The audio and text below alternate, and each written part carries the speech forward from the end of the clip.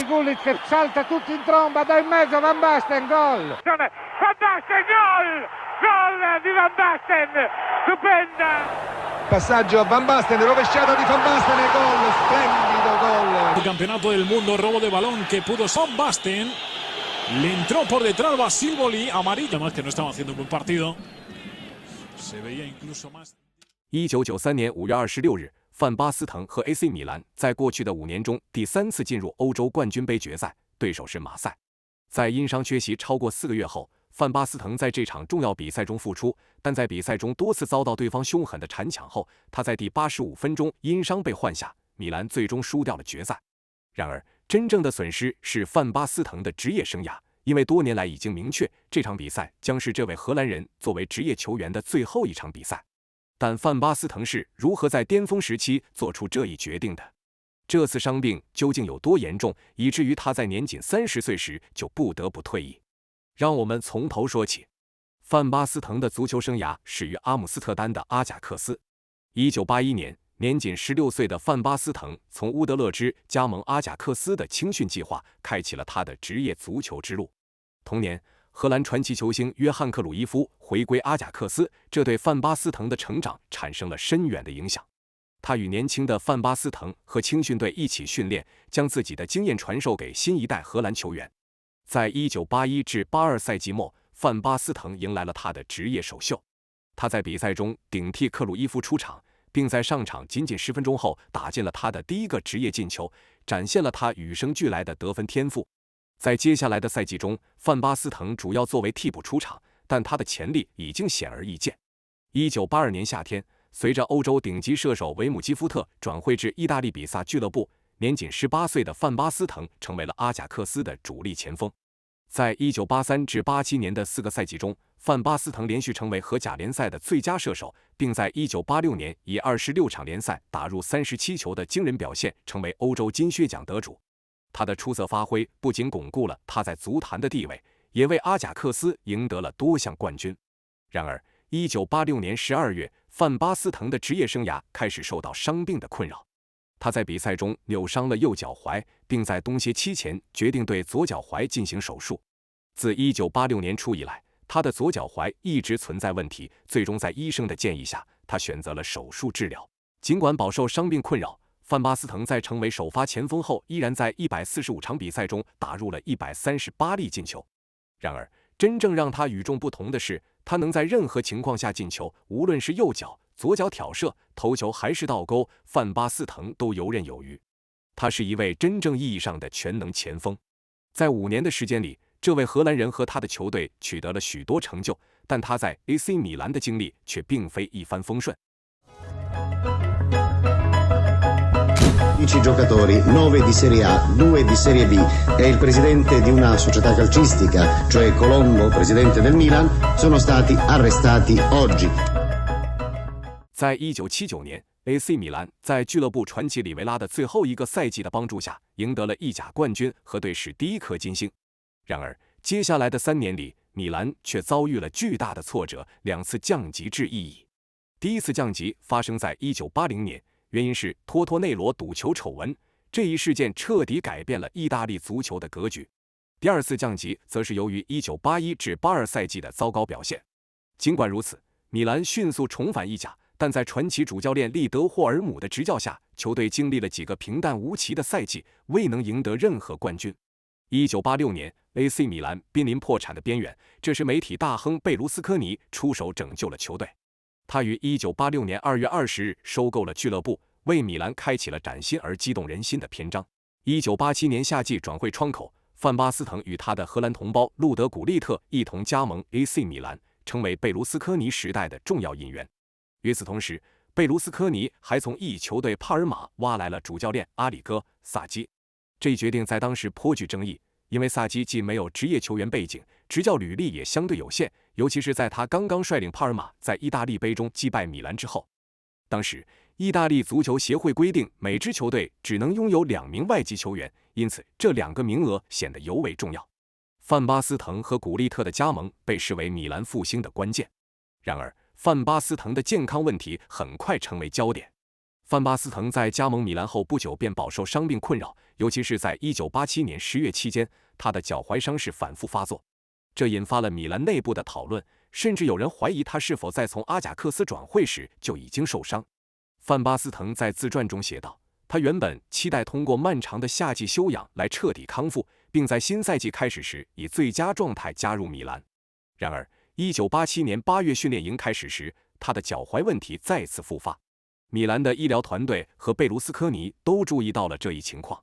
随后，范巴斯滕接受了巴塞罗那独立医生维拉多特的建议，后者坚持对他的脚踝进行手术。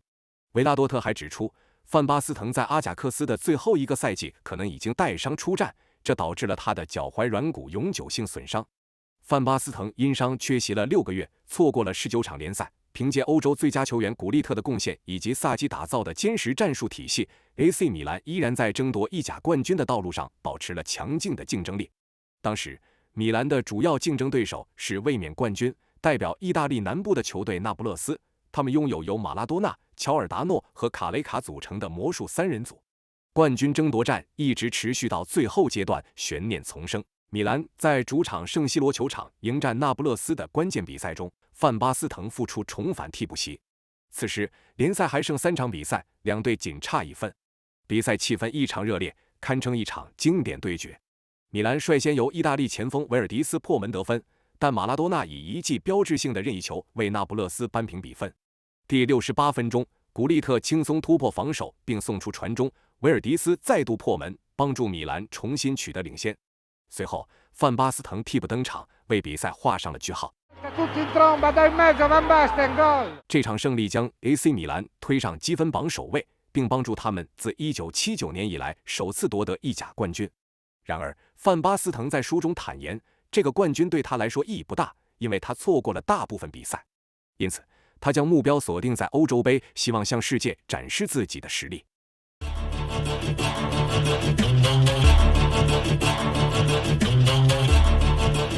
Had a tough season, but a little bit tired also. He was fresh. Basten! It's Van Basten! It's a goal for Holland! 2-1 Holland! Van Basten! It's a hat-trick! Yeah! Not a goal for Basten! Right, Blackburn mate! Not a goal for Basten!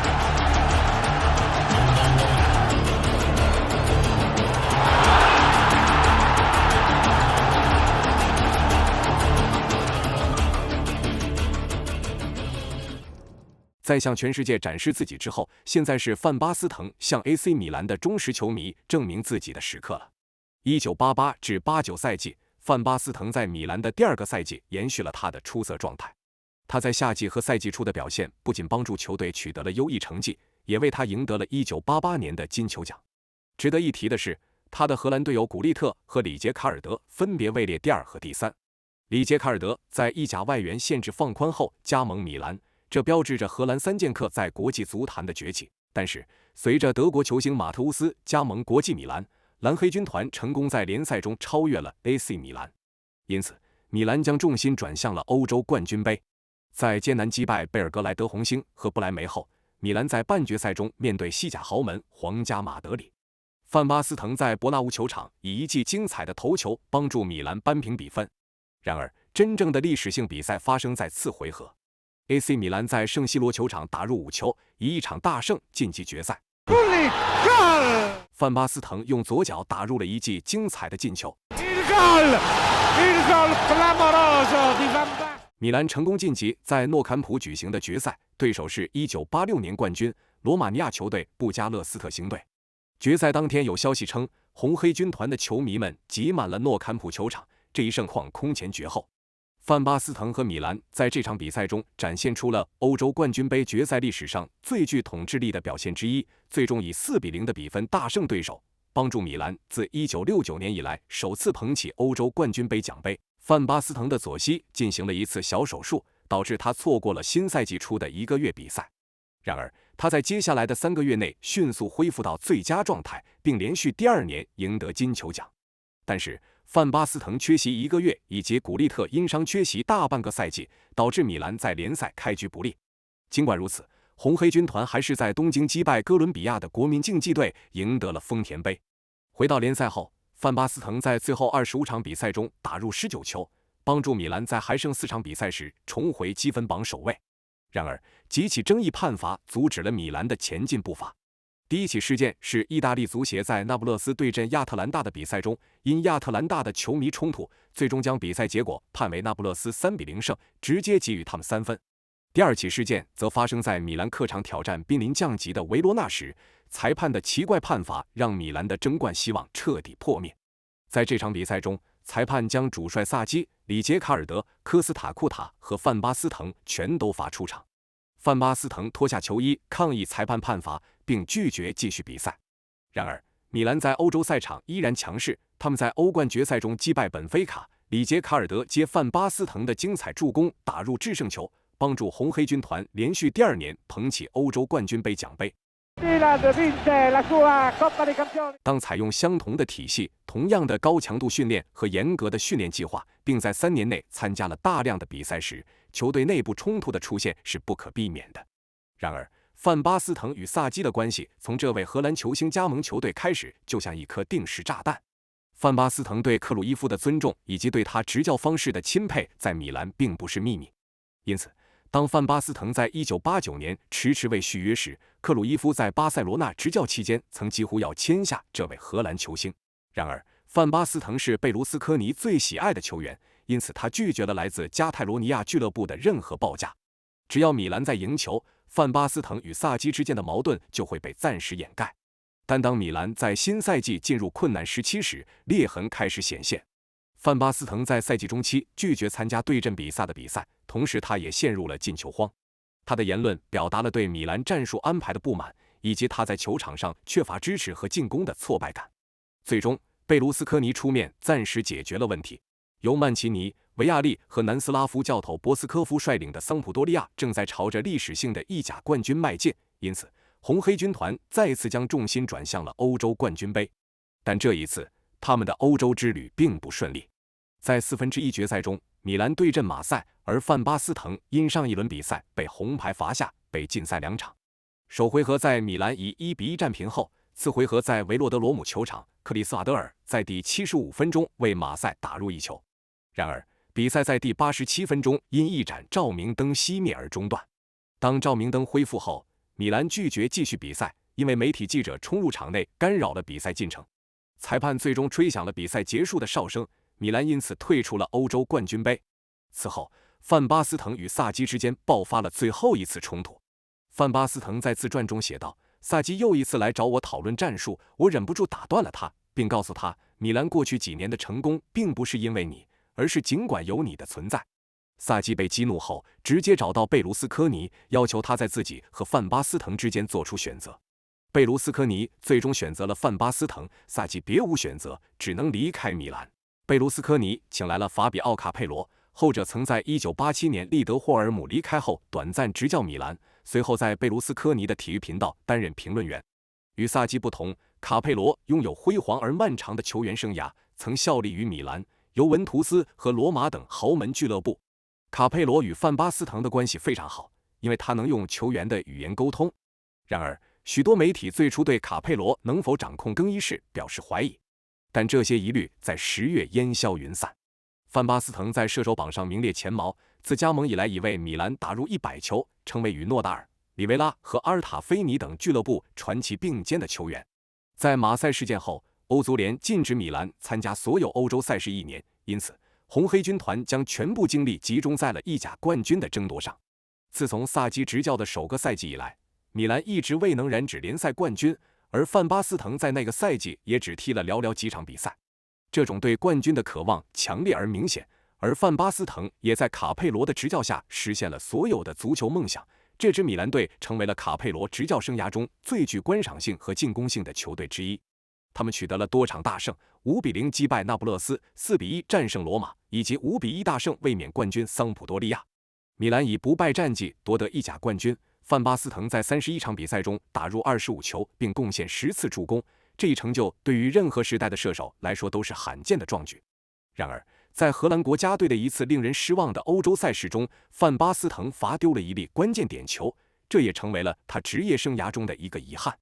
Denmark have defied all the odds to reach the final. 范巴斯滕在接下来的赛季中延续了出色的状态，并赢得了他的第3座金球奖，成为继普拉蒂尼和克鲁伊夫之后第3位达成这一成就的球员。然而，在获得这一荣誉仅仅2周后，范巴斯滕做出了一个至今仍让他后悔的决定。范巴斯滕决定对他困扰数月的脚踝进行手术，这一决定与俱乐部医生塔瓦纳的建议相悖，也不符合米兰希望他在夏季进行手术的意愿。然而，范巴斯滕坚持己见，并对曾于1986年为他治疗过脚踝的瑞士医生充满信心。医生告诉他，手术将清理脚踝并修复软骨，同时物理治疗需要6周时间，预计他能在2月恢复训练。然而，手术后的范巴斯滕却感到脚踝出现了一种前所未有的剧烈疼痛，他的脚踝始终红肿，即使6周后疼痛依然存在，这导致康复过程被大大延长，也让他陷入了更深的困境。在米兰成功晋级欧冠决赛后，范巴斯滕在对阵乌迪内斯的比赛中重返赛场，试图在欧冠大战前恢复状态。与此同时，米兰也正朝着连续第2个意甲冠军迈进。范巴斯滕在对阵安科纳和罗马的比赛中打满全场并打入1球，但手术后的疼痛依然存在，他的状况并未好转。于是，在决赛前，范巴斯滕前往比利时，找到了著名外科医生马滕斯。马滕斯医生告诉他，必须在决赛后再次进行手术。面对这一情况，范巴斯滕做出了一个前所未有的决定，他选择在右踝注射止痛针以缓解疼痛，并坚持出战在慕尼黑奥林匹克体育场举行的欧冠决赛，对阵马赛。这座体育场正是1988年欧洲杯决赛的举办地。当时范巴斯滕以一记传奇的0角度进球向世界宣告了他的横空出世。在这场激烈的比赛中，双方都有机会，最终马赛通过一记头球破门得分。范巴斯滕因伤几乎只能用1条腿作战，未能发挥出最佳比赛状态。卡佩罗在第85分钟将他换下。最终，马赛成功捧起了这座欧洲顶级奖杯。当时，尽管范巴斯滕受伤，但如果有人告诉任何一位球迷，年仅28岁的范巴斯滕将再也无法在职业比赛中出场，他们一定会认为这是荒谬的。从表面上看，没有任何迹象表明这一点。然而，随着时间的推移，这一想法却变得越来越现实。在决赛后，范巴斯滕听从了比利时医生马滕斯的建议，再次接受了脚踝手术。马滕斯告诉他，他已经找到了瑞士医生马蒂在上次手术中的失误，并承诺这次会更好地清理他的脚踝。然而，几个月过去了，范巴斯滕的脚踝依然没有任何改善。他只能坐在看台上，眼睁睁地看着米兰在欧冠决赛中击败巴塞罗那，这种孤立感让他倍感痛苦。为了治愈脚踝，范巴斯滕尝试了各种方法，从针灸到信仰疗法，甚至使用了中草药，但这一切都无济于事。距离上次手术已过去1年，比利时医生马滕斯提出了使用伊利扎罗夫支架的治疗方案。